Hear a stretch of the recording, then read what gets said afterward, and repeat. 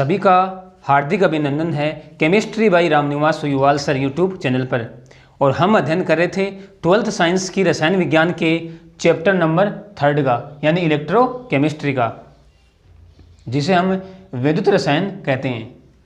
इस विद्युत रसायन की हमारी 11 क्लासें कंप्लीट हो गई थी और आज का जो हमारा पार्ट है ये रहेगा 12वां नंबर पार्ट, या अपन ऐसे कह सकते हैं कि आज का जो वीडियो है ये हमारा 12वां वीडियो रहेगा। और इस वीडियो में हम अध्ययन करेंगे सेल विभव या विद्युत वाहक बल किसे कहते हैं, यानी सेल पोटेंशियल या इलेक्ट्रोमोटिव फोर्स, और इसको हम EMF भी कहते हैं। EMF electromotive force. देखो पिछले वीडियो में हमने अध्ययन किया था इलेक्ट्रोड विभव का। इलेक्ट्रोड विभव की उत्पत्ति कैसे होती है, इलेक्ट्रोड विभव कितने प्रकार के होते हैं। देखो हम एक बार पुनः उसका रिवीजन कर रहे हैं। देखो हमने पिछले वीडियो में अध्ययन किया था इलेक्ट्रोड विभव का। हमने देखा था कि एक पात्र में धातु की छड़ हमने रखी थी। उस धातु की छड़ को हमने धातु आयन से बने विलयन में रखा था, यानी ये तो है विलयन, धातु आयन का विलयन, और ये है धातु की छड़। धातु की छड़ यानी इसे हम इलेक्ट्रोड भी कह सकते हैं। धातु की छड़ कह दो या इलेक्ट्रोड कह दो। अब देखो हमने देखा था कि ये अर्ध सेल बन गया कि किसी अर्ध सेल में धातु की छड़ को धातु से बने विलयन में या धातु आयनों से बने विलयन में रखा जाता है। तो हमने अलग अलग स्थितियां देखी थी। पहली स्थिति हमने देखी थी कि धातु विलयन के जो धातु आयन है, धातु आयन और इलेक्ट्रोड के मध्य कोई अभिक्रिया नहीं होती है। दूसरी स्थिति में हमने अध्ययन किया था कि इस धातु की छड़ के धातु परमाणु इलेक्ट्रोड पर इलेक्ट्रॉन त्याग कर विलयन में आ रहे थे, यानी इस स्थिति में धातु इलेक्ट्रोड का ऑक्सीकरण हो रहा था। फिर हमने अगली कंडीशन देखी थी कि विलयन के धातु आयन इस इलेक्ट्रोड से इलेक्ट्रॉन ग्रहण करके अपचयित हो रहे थे, यानी ओवरऑल हमने देखा था कि यहाँ पे ऑक्सीकरण अभिक्रिया हो रही थी। धातु के परमाणु धातु आयनों में चेंज हो रहे थे और एक स्थिति में धातु आयन धातु इलेक्ट्रोड से इलेक्ट्रॉन ग्रहण करके धातु परमाणु में अपचयित हो रहे थे, यानी ये जो प्रक्रम है ये तो था ऑक्सीकरण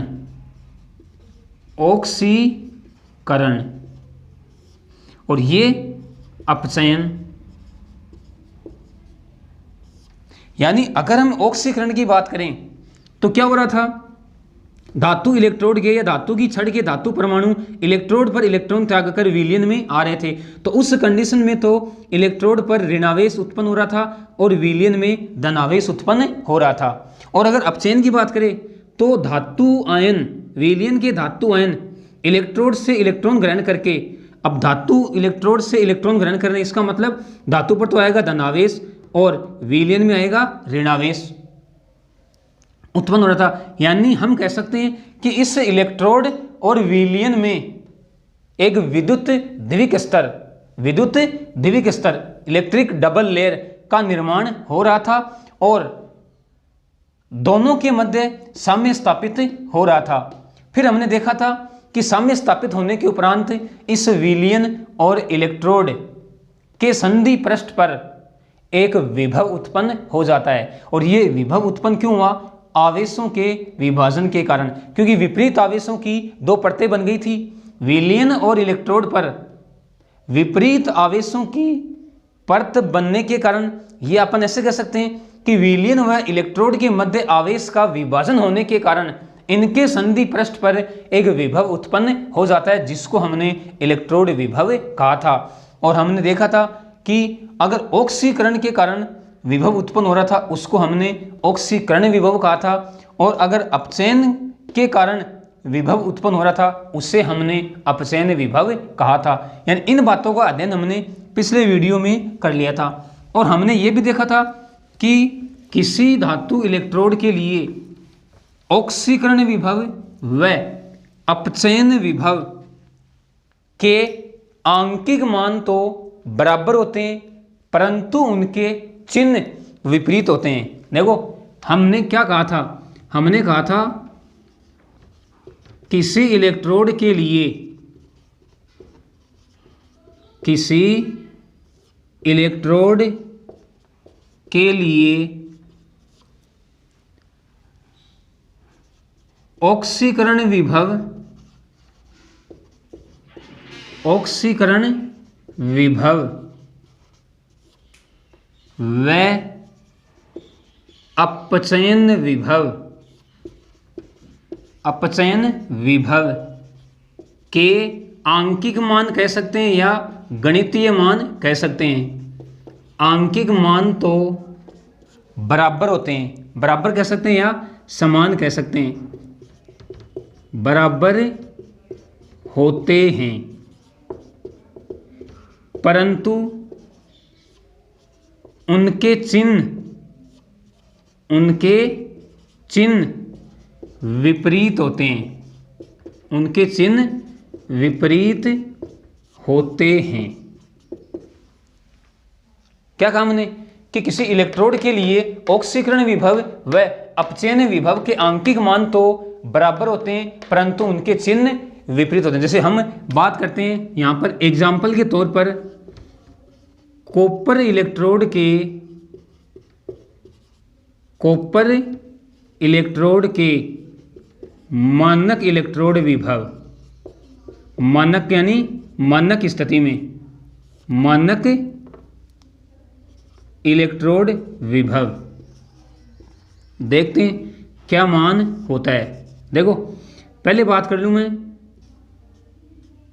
ई नोट, नोट का मतलब मानक स्थिति में हम ये विभव ले रहे हैं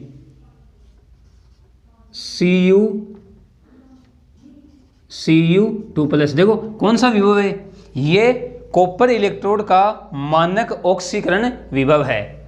कितना था, -0.34 वोल्ट।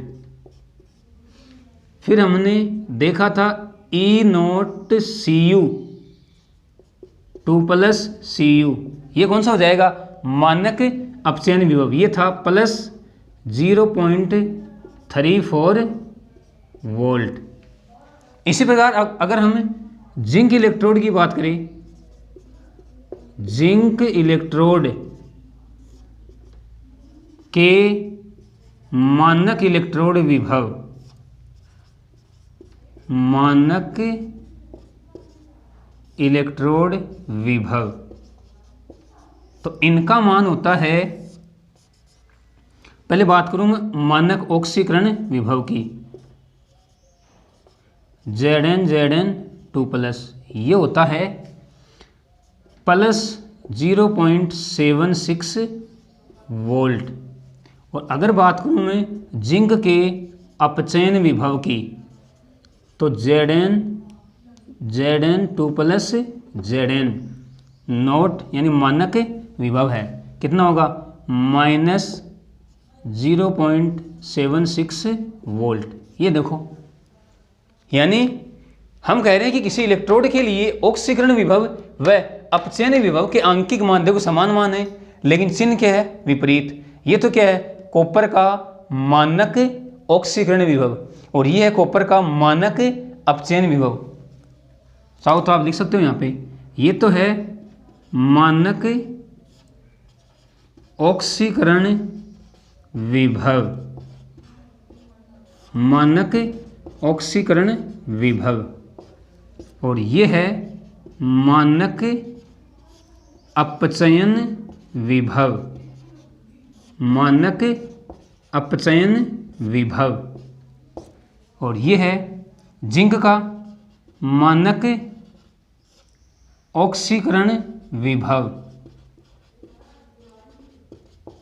मानक ऑक्सीकरण विभव, और ये है जिंक का मानक अपचयन विभव।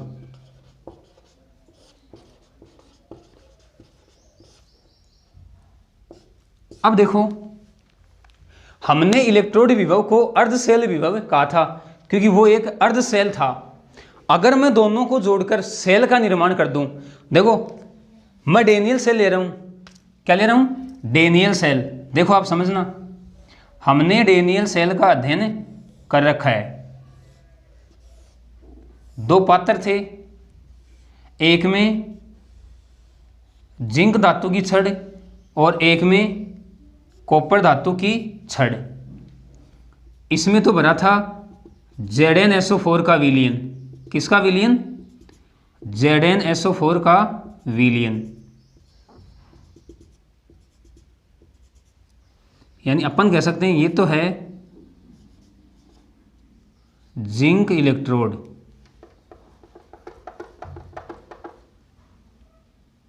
Zinc electrode.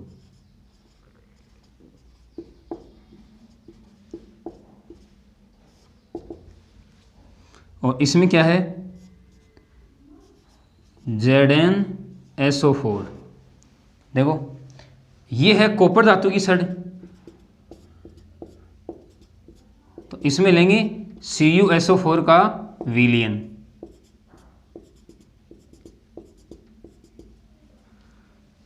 ये है CuSO4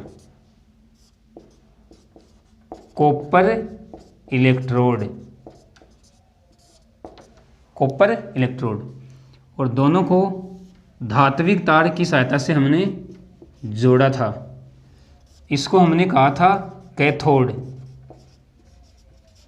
और इसको हमने कहा था एनोड। ये था ऋणात्मक इलेक्ट्रोड और ये था धनात्मक इलेक्ट्रोड।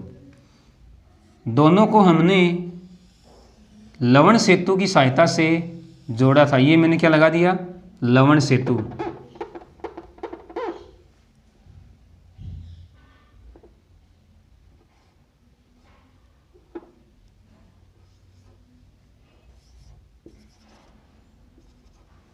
और इस लवण सेतु के अंदर हमने प्रबल विद्युत अपघटय का पेस्ट भर दिया। ये लो,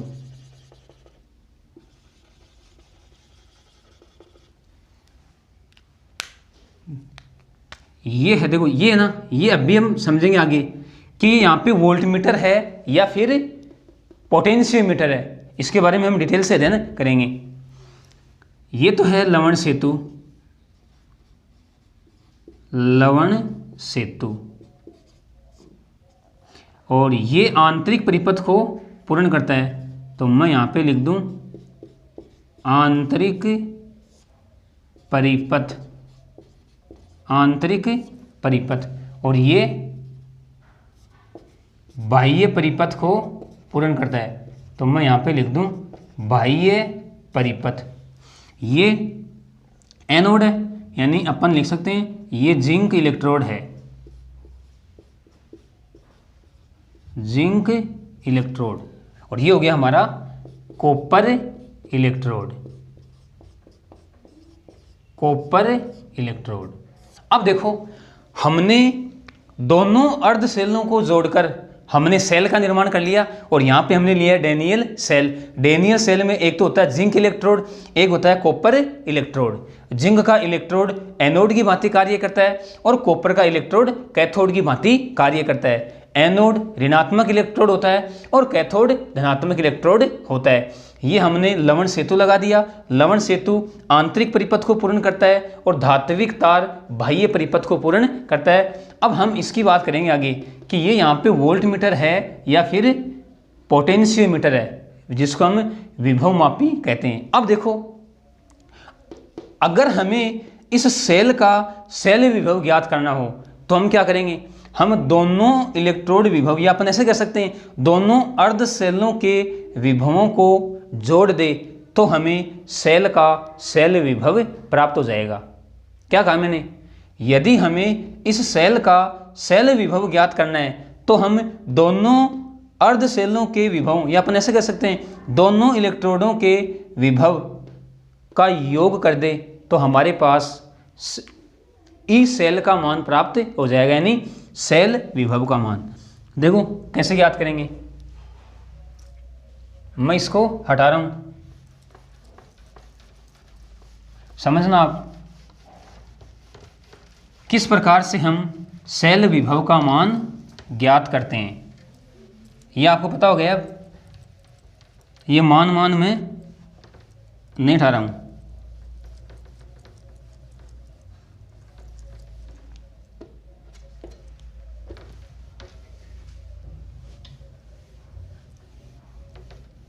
देखो क्या कहा हमने कि इस सेल का सेल विभव ज्ञात करने के लिए हमें दोनों इलेक्ट्रोडों या दोनों अर्ध सेलों के विभव का योग करना होगा। तो देखो अपन क्या लिख सकते हैं, अपन लिख सकते हैं यहां लिख रहा हूं मैं ई सेल। अब देखो एक चीज मैं आपको यहीं क्लियर कर दूं, अगर मानक की स्थिति लेंगे तो जो सेल का सेल विभव है वो भी क्या आएगा, मानक सेल विभव। तो मैं यहाँ पे मानक की स्थिति ले रहा हूं, तो ई नोट सेल बराबर यहां क्या लिख दूं, E naught anode plus E cathode, ये भी मानक स्थिति में। अब देखो एनोड यहां पे क्या है, एनोड यहां पे ऋणात्मक इलेक्ट्रोड है और इस पे ऑक्सीकरण संपन्न हो रहा है, और कैथोड यहाँ पे क्या है, धनात्मक इलेक्ट्रोड, और इस पर अपचयन अभिक्रिया संपन्न हो रही है। यानी बात सीधी सी है कि यहाँ पर हम एनोड का क्या लेंगे, ऑक्सीकरण विभव। क्या लेंगे यहाँ पे, ऑक्सीकरण विभव। तो मैं इसको ऐसे लिख दूं, और एनोड यहाँ पे जिंक का है Zn2+, ये नोट प्लस कैथोड कॉपर का है, अपचयन अभिक्रिया हो रही है तो इसका क्या आएगा, अपचयन विभव। तो मैं यहाँ पे लिख दूं Cu2+ Cu। अब देखो हमारे पास ई नोट सेल का मान क्या आएगा, देखो जिंक का ऑक्सीकरण विभव ये रहा, जिंक का ऑक्सीकरण विभव कितना है, +0.76, और ये है कॉपर का अपचयन विभव, देखो ये रहा कॉपर का मानक अपचयन विभव कितना है, +0.34 वोल्ट। जब हम इनको जोड़ेंगे तो हमारे पास, देखो इसको मैं हटा रहा हूं, अब इसको मैं हटा रहा हूं, देखो क्या आएगा, ई नोट सेल ये आ जाएगा 1.10 वोल्ट। यानी हमने इस डेनियल सेल का मानक सेल विभव ज्ञात कर लिया दोनों इलेक्ट्रोडों के विभवों का योग करके। एनोड का ऑक्सीकरण विभव लिया, कैथोड का अपचयन विभव लिया। एनोड का ऑक्सीकरण विभव +0.76, कैथोड का अपचयन विभव +0.34 वोल्ट। तो हमारे पास 1.10 वोल्ट मानक सेल विभव का मान ज्ञात आ गया। अब देखो यानी जो अंतरराष्ट्रीय परिपाटी है उसके अनुसार हम यहाँ पर दोनों इलेक्ट्रोडों के अपचयन विभव को प्रयुक्त करते हैं। क्या बताया मैंने कि दोनों इलेक्ट्रोडों का अपचयन विभव हम यहाँ पे प्रयुक्त करते हैं। यानी एनोड का भी हम यहाँ पे क्या लेंगे, अपचयन विभव, और कैथोड का तो अपचयन विभव है ही पहले से। तो देखो उस कंडीशन में हमारा जो सूत्र है वो क्या बनेगा, देखो यहाँ पे मैं आपको समझा रहा हूँ। हम कह सकते हैं यहाँ पे अंतरराष्ट्रीय परिपाटी के अनुसार अंतर्राष्ट्रीय परिपाटी के अनुसार दोनों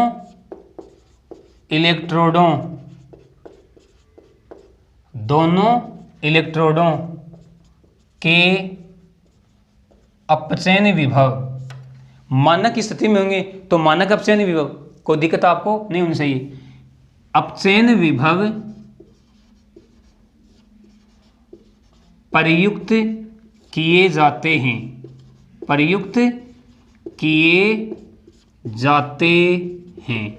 अब देखो मैं लिख दूं E naught cell equal to, अब देखो ये एनोड है, अगर मैं इसका अपचयन विभव लूं तो यानी क्या होगा, मान तो सेम ही रहेगा लेकिन चिन्ह क्या हो जाएगा, विपरीत। यानी मैं यहां पे लिख दूं माइनस ई एनोड। अब देखो इस माइनस ई एनोड का मतलब क्या हो गया कि एनोड का अपचयन विभव, फिर प्लस ई कैथोड, मानक स्थिति है तो ये लो मानक, यानी मैं यहां पे लिख सकता हूं ई नोड सेल। देखो ये भी क्या है, ये भी अपचयन विभव ही है, अपचयन विभव, और ये भी क्या है, अपचयन विभव। वापस से मैं आपको बता रहा हूं, एनोड का भी क्या लिया है, अपचयन विभव, कैथोड का भी क्या है, अपचयन विभव। Minus E naught anode plus ई नोट कैथोड। अब देखो यानी इससे सूत्र क्या बनेगा, इसको मैं हटा रहा हूं। अब देखो ई नोट सेल, इसको मैं ऐसे लिख सकता हूं, E naught cell equal to E cathode minus E anode, यानी अपन यहां पे लिख सकते हैं E naught cell equal to E cathode minus E anode. देखो हमारे पास ये सूत्र आ गया। अब देखो हमें पता है कैथोड दाईं ओर होता है और एनोड बाईं ओर, तो इसको हम ऐसे भी लिख सकते हैं E naught cell equal to, cathode तो किधर है, दाईं तरफ यानी राइट, तो मैं इसको लिख दूं E R minus E L. अब देखो यहां से अपन क्या कर सकते हैं, और अपन जनरली यही फॉर्मूला यूज करते हैं ई नोट सेल के लिए, क्या लिखते हैं, E naught cell equal to, E naught cell equal to E naught cathode minus E naught anode. यानी अपन कह सकते हैं कि सेल का सेल विभव ज्ञात करने के लिए कैथोड के अपचयन विभव में से एनोड का अपचयन विभव घटाया जाता है, तो हमें सेल का सेल विभव ज्ञात हो जाएगा। इस सूत्र को आप ध्यान में रखोगे, E naught cell equal to E naught cathode minus E naught anode है क्या, दोनों के अपचयन विभव हैं, दोनों के अपचयन विभव लेंगे तो माइनस का चिन्ह प्रयुक्त होगा। इस चीज को आप ध्यान में रखोगे। अब देखो हम इससे निकालते हैं मान, इससे मान क्या आएगा, देखो ई नोट सेल इक्वल टू, देखो अब यहां पे कैथोड का अपचयन विभव है, कैथोड का अपचयन विभव ये रहा, कितना है, प्लस 0.34, फिर देखो माइनस, तो माइनस, अब क्या है, एनोड का अपचयन विभव ये रहा, एनोड का, देखो ये माइनस तो ये माइनस आ गया, अब इसका अपचयन विभव कितना है, माइनस 0.76, ये मैंने कोष्टक में लिख दिया। अब देखो ई नोट सेल इक्वल टू क्या आएगा, प्लस 0.34, माइनस माइनस खोलूंगा तो क्या हो जाएगा, प्लस, क्या हो जाएगा, प्लस, और 0.76, यानी यहाँ से भी हमारे पास मान क्या आएगा, 1.10 वोल्ट। इसको भी आप ध्यान में रखोगे, इस सूत्र को। सूत्र क्या बताया मैंने आपको, E naught cell equal to E naught cathode minus E naught anode, यानी कैथोड का अपचयन विभव माइनस एनोड का अपचयन विभव, कोई दिक्कत नहीं है। यानी हमने सेल का सेल विभव ज्ञात कर लिया है। अब देखो इस सेल विभव का जो मान आ रहा है इसके बारे में आप एक बात ध्यान में रखोगे, यानी अपन कह सकते हैं कि ई नोट सेल का जो मान है, ई नोट सेल का जो मान है वो हमेशा धनात्मक प्राप्त होता है। कैसा? हमेशा धनात्मक प्राप्त होता है। ये चीज आप ध्यान में रखोगे, यानी अपन कह सकते हैं यहाँ पे क्या कह सकते हैं कि सेल का सेल विभव, सेल का सेल विभव, स्टार लगा लेना आप इसके ऊपर, सेल का सेल विभव हमेशा धनात्मक प्राप्त होता है, हमेशा धनात्मक प्राप्त होता है। इस बात को आप ध्यान में रखोगे। यदि मान लो आपके पास सेल विभव का मान ऋणात्मक आ रहा है, इसका मतलब आपने कैलकुलेशन को सही नहीं किया है, या अपन ऐसे कह सकते हैं कि आपने क्वेश्चन को सही हल नहीं किया है। सेल विभव का मान हमेशा धनात्मक प्राप्त होगा, इस बात को आप ध्यान में रखोगे। अब देखो, अब हम सेल विभव को विद्युत वाहक बल भी कह रहे हैं। क्या कह रहे हैं? सेल विभव को विद्युत वाहक बल भी कह रहे हैं। देखो इलेक्ट्रोमोटिव फोर्स, समझना इस चीज को आप।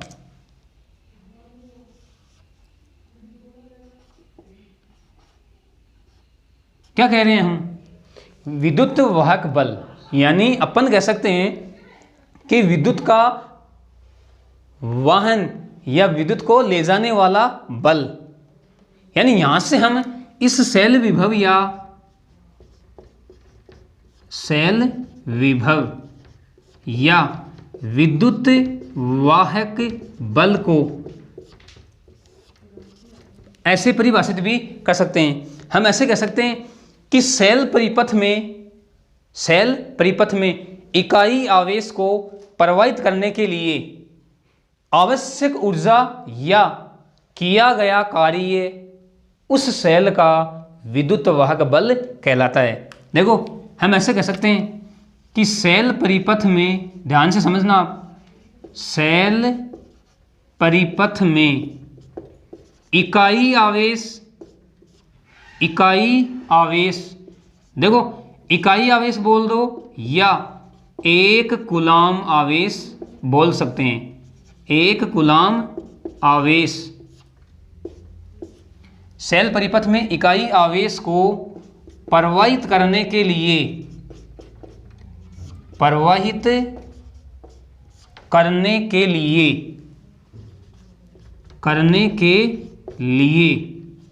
आवश्यक ऊर्जा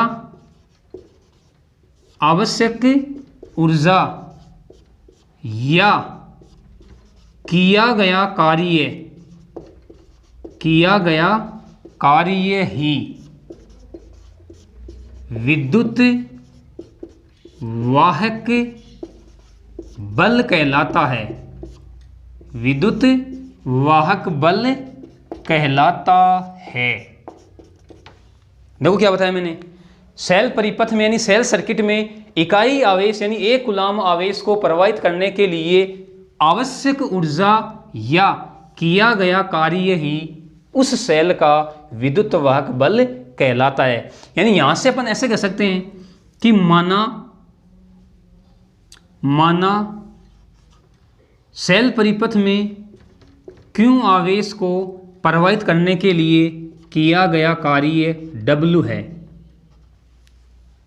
Q कूलाम आवेश को, यहाँ पे कूलाम है, Q कूलाम आवेश को प्रवाहित करने के लिए किया गया कार्य W है।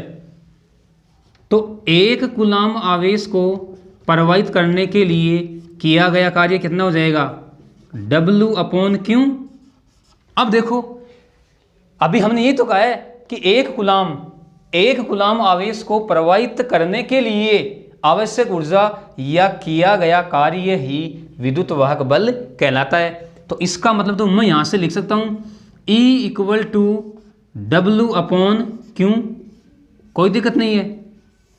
अरे भाई यहाँ से हम लिख सकते हैं कि विद्युत वाहक बल इक्वल टू क्या होगा, किया गया कार्य, क्या होगा, किया गया कार्य अपॉन प्रवाहित आवेश, प्रवाहित आवेश, प्रवाहित आवेश। कोई दिक्कत नहीं है। E equal to W upon Q, विद्युत वाहक बल इक्वल, E क्या है यहाँ पे, विद्युत वाहक बल है, W क्या है, किया गया कार्य, अपॉन क्यू क्या है, प्रवाहित आवेश, प्रवाहित आवेश। अब देखो मैं इसको समीकरण 1 दे रहा हूं, समीकरण 1। अब देखना आप,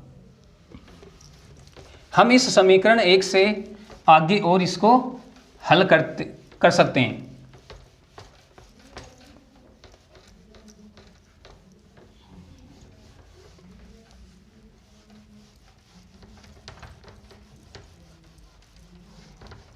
देखो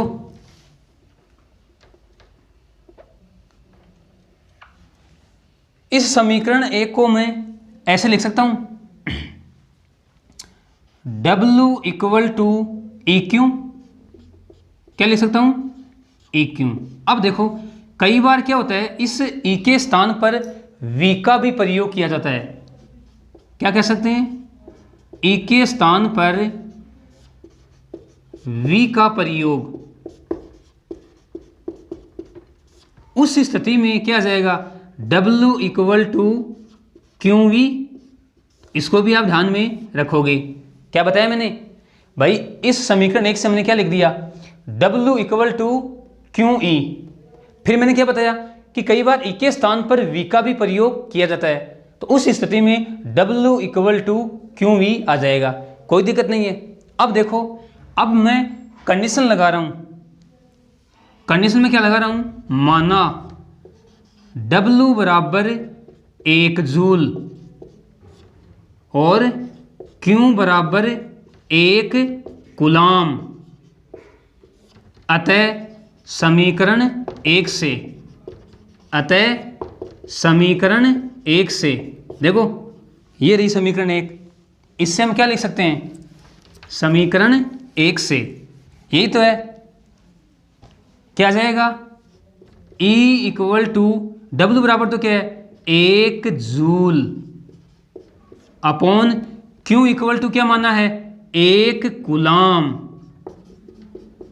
1 कूलाम। अब देखो E क्या है, विद्युत वाहक बल, यानी हम कह सकते हैं कि 1 जूल अपॉन 1 कूलाम 1 वोल्ट होता है। क्या होता है, 1 वोल्ट। तो यहां से अपन क्या कर सकते हैं, यहां से अपन देखो ऐसे कह सकते हैं कि सेल परिपथ में यदि 1 कूलाम आवेश प्रवाहित करने के लिए 1 जूल कार्य किया जाता है तो 1 वोल्ट विद्युत वाहक बल उत्पन्न होता है। क्या कहा मैंने, सेल परिपथ में यदि 1 कूलाम आवेश प्रवाहित करने के लिए 1 जूल कार्य किया जाए तो 1 वोल्ट विद्युत वाहक बल उत्पन्न होता है, या 1 वोल्ट सेल विभव उत्पन्न होता है। तो इसको भी आप ध्यान में रखोगे। यानी यहां से अपन कह सकते हैं कि हमारे पास विद्युत वाहक बल का जो इकाई है वो हमें प्राप्त हो गई, वोल्ट इसकी इकाई होती है 1 वोल्ट, और 1 वोल्ट क्या होती है 1 जूल अपॉन 1 कूलाम 1 वोल्ट के बराबर होती है। ठीक है, तो ये तो मैंने आपको सेल विभव या विद्युत वाहक बल के बारे में बताया। इन सूत्रों को आप ध्यान में रखोगे। अब देखो, अब हम चर्चा करते हैं इस डेनियल सेल में, इस डेनियल सेल में। अब देखो, अभी मैंने क्या बताया कि हमें ये नहीं पता है कि ये वोल्ट मीटर है या विभव मापी है, वोल्ट मीटर है या विभव मापी है, इस युक्ति के बारे में हमें पता नहीं है। देखो ये जो युक्ति है ना, इस युक्ति के बारे में आप समझो पहले कि ये युक्ति क्या है। देखो हम क्या कह सकते हैं कि हमें इस सेल का एग्जैक्ट सेल विभव ज्ञात करने के लिए इस युक्ति की कुछ खास बातें होनी चाहिए। यानी सेल विभव क्या है, दोनों इलेक्ट्रोडों के विभव का अंतर तो है। इसका सही मान प्राप्त करने के लिए इस युक्ति की विशेषताएं क्या हैं वो देखो। एक तो ये कि इस युक्ति का प्रतिरोध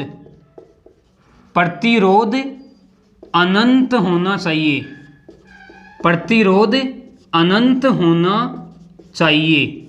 दूसरी बात ये, प्रतिरोध अनंत होगा तो इसकी विद्युत धारा का मान क्या रहेगा, विद्युत धारा का मान शून्य रहेगा। भाई प्रतिरोध अनंत होना चाहिए, विद्युत धारा का मान शून्य होना चाहिए। इसी स्थिति में हमें सेल का सही सेल विभव प्राप्त होगा इस युक्ति के द्वारा। अब देखो हम बात करते हैं पहले वोल्ट मीटर की। किसकी बात करते हैं, वोल्ट मीटर की। देखो हमें पता है कि वोल्ट मीटर का प्रतिरोध अनंत नहीं होता है। वोल्ट मीटर का प्रतिरोध अनंत नहीं होता है, अनंत नहीं होता है। अब देखो इसका मतलब क्या हुआ, अगर वोल्ट मीटर का प्रतिरोध अनंत नहीं है तो अपन कह सकते हैं कि इसमें से कुछ विद्युत धारा का प्रवाह है, कुछ विद्युत धारा का प्रवाह है, हो जाता है, हो जाता है। अब देखो मान लो हमने वोल्ट मीटर लगा दिया और हम सेल का सेल विभव ज्ञात कर रहे हैं। हमें पता है कि वोल्ट मीटर के प्रतिरोध का मान अनंत नहीं होता है, यानी इसका प्रतिरोध अनंत नहीं होता है। इसका मतलब इस वोल्ट मीटर में कुछ विद्युत धारा का प्रवाह हो जाता है, जिसकी वजह से सेल का जो सेल विभव है उसमें गिरावट आ जाती है। क्या कहेंगे हम, सेल विभव, सेल विभव में गिरावट आ जाती है, हम गिरावट कह सकते हैं या हम सेल विभव में कमी कह सकते हैं। सेल विभव में कमी हो जाती है, यानी हम इसको बोलते हैं पोटेंशियल ड्रॉप। क्या बोलते हैं, पोटेंशियल ड्रॉप, यानी यहाँ पे पोटेंशियल ड्रॉप हो गया। अब देखो इसका मतलब धारा का प्रवाह हुआ, सेल विभव के मान में क्या आ गई, गिरावट, यानी सेल विभव के मान में कमी हो गई, जिसको हमने क्या कहा, पोटेंशियल ड्रॉप। यानी उस स्थिति में जो ये मान मापेगा उस मान को हम बोलते हैं पोटेंशियल डिफरेंस। क्या बोलते हैं, पोटेंशियल डिफरेंस, यानी अपन इसको कहेंगे विभवांतर। क्या कहेंगे, विभवांतर।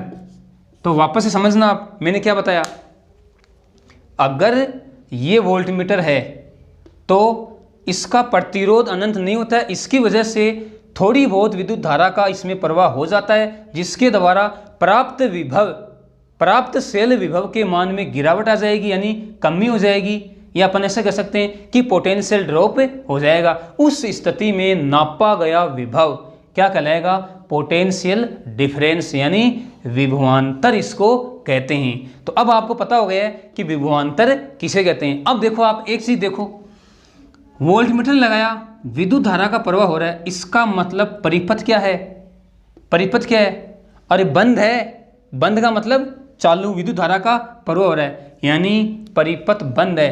तो अपन ऐसे भी कह सकते हैं कि विभवांतर इलेक्ट्रोडों के मध्य वह विभव का अंतर है जब परिपथ क्या हो, बंद, परिपथ क्या हो, बंद। ये बात तो हुई हमारी विभवांतर की, यानी वोल्ट मीटर की। अब हम बात करते हैं विभव मापी की। तो देखो आप समझना ध्यान से, अब बात कर रहा हूं मैं विभव मापी की, जिसको हम पोटेंशियोमीटर भी कहते हैं। क्या कहते हैं, पोटेंशियोमीटर, यानी विभव मापी। अब देखो आप, हमें पता है विभवमापी का प्रतिरोध अनंत होता है। क्या होता है? प्रतिरोध अनंत होता है। प्रतिरोध अनंत होगा तो इसकी विद्युत धारा का मान क्या होगा? शून्य। विद्युत धारा का मान शून्य रहता है। अरे इसीलिए तो विभवमापी को क्या बोलते हैं? आदर्श वोल्ट मीटर। क्या बोलते हैं? आदर्श वोल्ट मीटर भी कहते हैं। किसको? विभवमापी को। क्या बताया मैंने आपको कि विभवमापी का प्रतिरोध क्या होता है? अनंत। तो विद्युत धारा का मान क्या होगा? शून्य।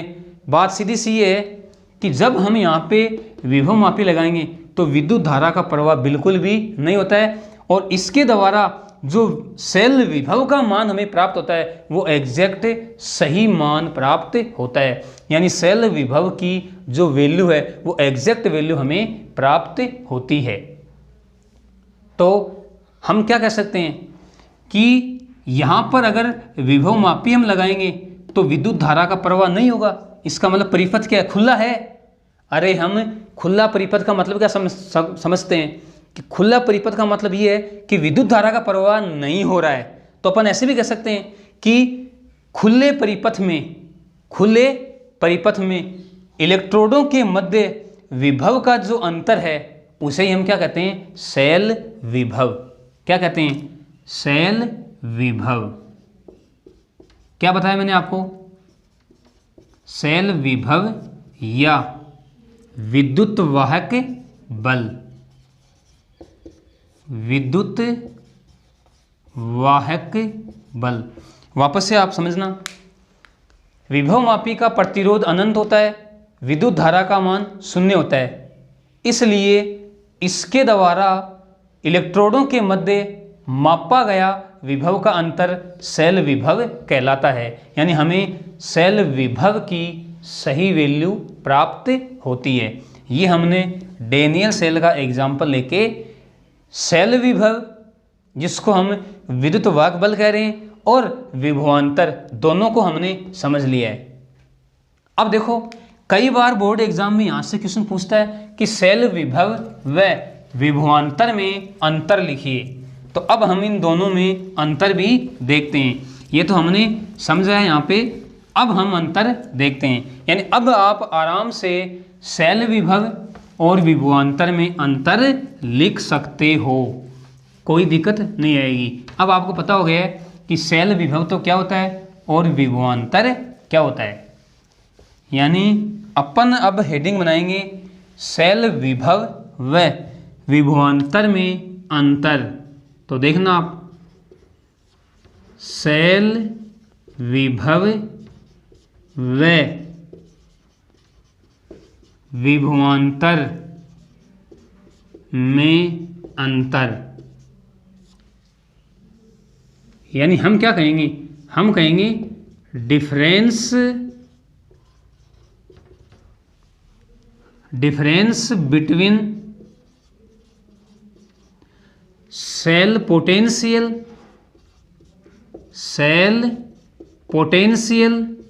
And potential difference.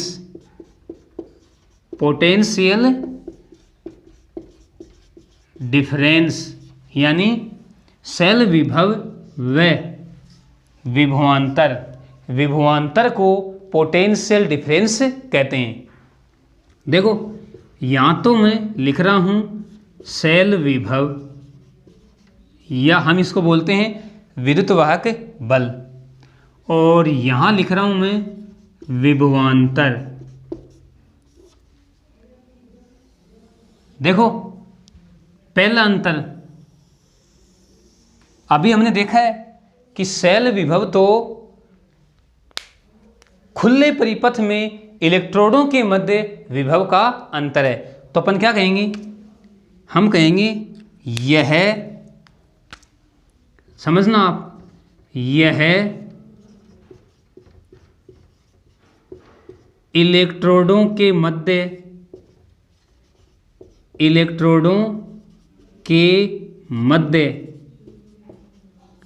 उस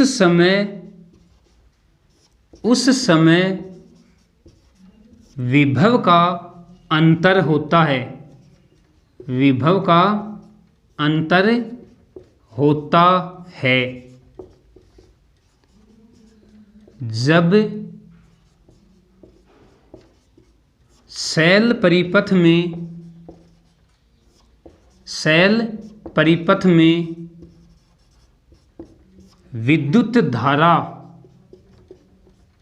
प्रवाहित नहीं हो रही है, प्रवाहित नहीं हो रही है। अर्थात हम क्या कह सकते हैं, अर्थात सेल परिपथ खुला हो, क्या कहेंगे, अर्थात सेल परिपथ खुला हो,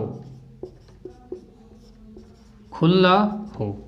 क्या कहा हमने, यह इलेक्ट्रोडों के मध्य उस समय विभव का अंतर होता है जब सेल परिपथ में विद्युत धारा प्रवाहित नहीं हो रही है, अर्थात सेल परिपथ खुला हो। अब देखो इसके बारे में क्या कहेंगे, यह इलेक्ट्रोडों के मध्य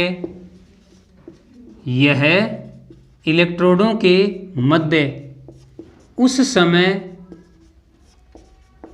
विभव का अंतर होता है, विभव का अंतर होता है जब सेल परिपथ में विद्युत धारा प्रवाहित हो रही है, प्रवाहित हो रही है। अर्थात क्या कह सकते हैं, अर्थात सेल परिपथ बंद हो, अर्थात सेल परिपथ बंद हो। अरे अभी देखा है हमने कि यह इलेक्ट्रोडों के मध्य उस समय विभव का अंतर होता है जब सेल परिपथ में विद्युत धारा प्रवाहित हो रही हो, यानी सेल परिपथ बंद हो। अब देखो दूसरा अपन क्या कर सकते हैं, इसका मान सेल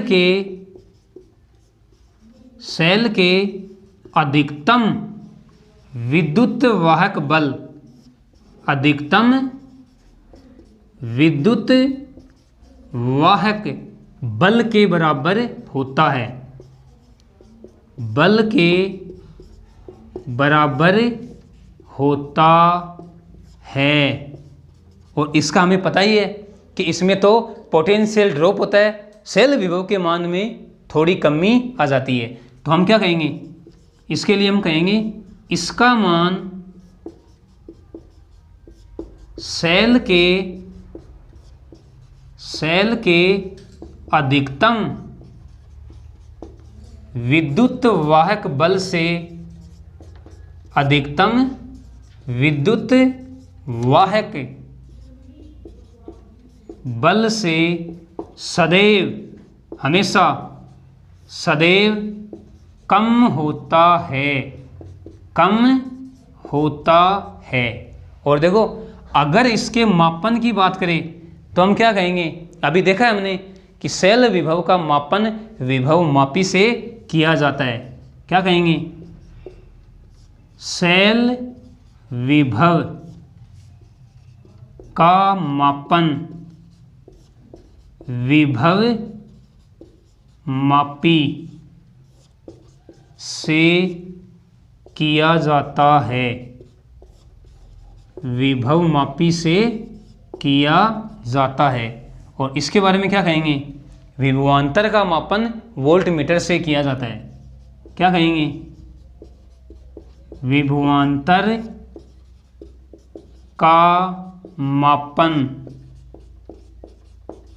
वोल्टमीटर से किया जाता है, वोल्टमीटर से किया जाता है। तो ये देखो, ये हमने इम्पोर्टेंट सेल विभव या विद्युत वाहक बल भी हम इसको कहते हैं, सेल विभव और विभवांतर में हमने अंतर देख लिया। देखो पहला आंसर हमने क्या कहा कि सेल विभव के लिए यह इलेक्ट्रोडों के मध्य उस समय विभव का अंतर होता है जब सेल परिपथ में विद्युत धारा प्रवाहित नहीं हो रही है, अर्थात सेल क्या हो, सेल परिपथ खुला हो। इसके लिए हमने क्या कहा कि यह इलेक्ट्रोडों के मध्य उस समय विभव का अंतर होता है जब सेल परिपथ में विद्युत धारा प्रवाहित हो रही हो, अर्थात सेल परिपथ बंद हो। फिर हमने क्या कहा कि इसका मान सेल के अधिकतम विद्युत वाहक बल के बराबर होता है और इसका मान सेल के अधिकतम विद्युत वाहक बल से सदैव कम होगा। सेल विभव का मापन विभव मापी से किया जाता है और विभवांतर का मापन वोल्ट मीटर से किया जाता है। देखो अपन ऐसे भी कह सकते हैं कि विभवांतर का मान सेल विभव से कम होता है। तो ये आप सेल विभव और विभवांतर में अंतर को अच्छे से याद रखोगे। बोर्ड एग्जाम में डायरेक्ट यहाँ से अंतर पूछा जाता है कि सेल विभव व विभवांतर में अंतर लिखिए। अब देखो हमने यहाँ पे देखा कि सेल विभव का मान हम इलेक्ट्रोडों के विभव के अंतर से ज्ञात कर सकते हैं। अब इलेक्ट्रोड का जो विभव है उसका मापन कैसे किया जाएगा, यानी इलेक्ट्रोड के मापन के लिए हमें कौन सी विधि काम में लेनी होगी, इसका अध्ययन हम करेंगे नेक्स्ट क्लास में। तो आज की क्लास में हमने क्या पढ़ा, सेल विभव या विद्युत वाहक बल, फिर हमने विभवांतर को समझा डेनियल सेल का एग्जाम्पल लेकर, सेल का सेल विभव ज्ञात करने का सूत्र क्या होता है वो हमने देखा, और अंत में हमने सेल विभव व विभवांतर में अंतर का अध्ययन किया। तो आज की क्लास में इतना ही होगा। ओके, धन्यवाद।